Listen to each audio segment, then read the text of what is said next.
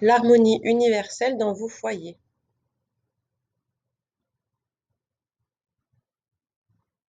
L'harmonie universelle s'appuie sur la géométrie sacrée.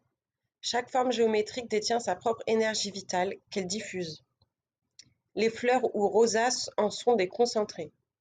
Elles permettent de capter la lumière et de la diffuser sur les pétales, ou tiges tournantes autour du centre de la rosace. Astuce. Créer des mandalas sous cette forme à différents endroits de la maison favorisera l'entrée de la lumière, à plat, sur un mur, en suspension. Peu importe la qualité de l'objet, fait main, luxueux, artisanal, bas coût, l'important est sa forme. L'important dans vos foyers est de désigner un endroit qui sera le centre énergétique du foyer. De la même manière qu'un temple va irriguer une ville grâce à l'énergie qu'il invoque, il vous faut situer un endroit symbole de votre centre énergétique vital, familial. Comment le trouver ou le désigner? Soit c'est un endroit lumineux où on sent que les lumières du jour venant de vos fenêtres et portes convergent vers ce point. Soit c'est un endroit que vous trouvez agréable où vous avez la sensation d'être en sécurité. Soit pour les plus sensibles, c'est un endroit où vous voyez ou ressentez une énergie dorée, une énergie puissante. Pour ceux qui ont des enfants, vous pouvez observer là où vos enfants jouent le plus souvent ou aiment aller. Souvent, ils sont attirés par les énergies fortes et les vibrations d'amour. Ils choisissent intuitivement les endroits les plus forts en énergie pour jouer, se détendre, rire. Une fois que vous avez situé votre endroit et qu'il vous semble le plus approprié à devenir votre centre énergétique familial, même si vous êtes seul, il va falloir le faire vivre. Nourrir l'énergie qui est déjà présente dans ce centre énergétique ou ce vortex vibratoire est votre mission en tant que guide de lumière au centre de votre foyer. Comment nourrir votre centre énergétique vital dans votre foyer? Deux choses. Faire des choses que vous aimez à cet endroit et déposer des objets, photos de défunts, fleurs, décorations, statues, qui vous tiennent à cœur et vous reliez à une sorte d'infini indescriptible en vous. Cet endroit n'est pas forcément religieux mais peut l'être. Il symbolise l'espace sacré au fond de nous-mêmes, il est le Graal de la traversée épique d'un certain Noé ou d'un certain Merlin.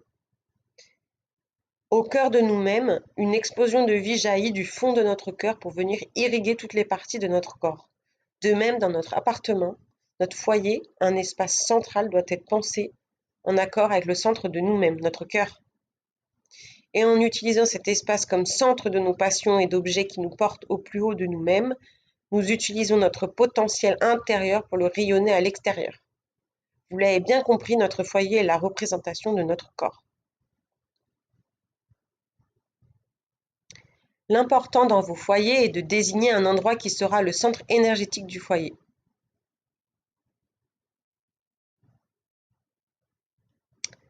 Astuce, pour vitaliser cet espace, vous pouvez utiliser la visualisation. Visualisez le plus souvent possible, le mieux étant de le faire quotidiennement pour le maintenir dans un état de haute vibration, une lumière dorée sur cet espace. Vous pouvez l'imaginer en cercle ou en colonne. Vous pouvez aussi imaginer une pluie de lumière venir se déposer sur cet espace. Ensuite, au fur et à mesure que de vos envies, imaginez de jolies choses dans cet espace, des choses qui représentent pour vous la beauté, la bonté, la plénitude, la lumière, la vie. Par exemple des fleurs, des papillons, le soleil, un pan, un être céleste, une déité. Peu importe, tant que pour vous cette chose représente la lumière, le bonheur, ou la foi, ou l'espoir. Et vous pouvez demander à vos enfants ou à votre mari, s'ils le souhaitent, ou femme, de venir apposer leur lumière à eux aussi, en visualisant ce qu'ils veulent quand ils le souhaitent, ou en déposant des objets, prières, dessins qui leur tiennent à cœur. De cette manière, ce couloir de lumière ou ce vortex énergétique vous permettra de tisser un lien subtil entre vous et de venir le faire fleurir. Et oui, c'est bien le centre de votre fleur énergétique, au sein de votre foyer. Ne soyez pas avare, vous pouvez y aller, plus il y a de lumière, mieux c'est. Chose à ne pas faire. Attention, Si vous décidez d'installer par votre propre désir, sans le désir de votre famille, ce centre énergétique au sein de votre foyer, il ne doit pas devenir un centre qui vous appartient. Laissez-le vivre, laissez chacun y vivre comme il le souhaite et ayez confiance en votre lumière. Même si aujourd'hui il ne ressemble pas à ce que vous projetez, continuez à l'alimenter et il se transformera de lui-même, car l'énergie de l'harmonie universelle se propage dans l'espace et dans le temps.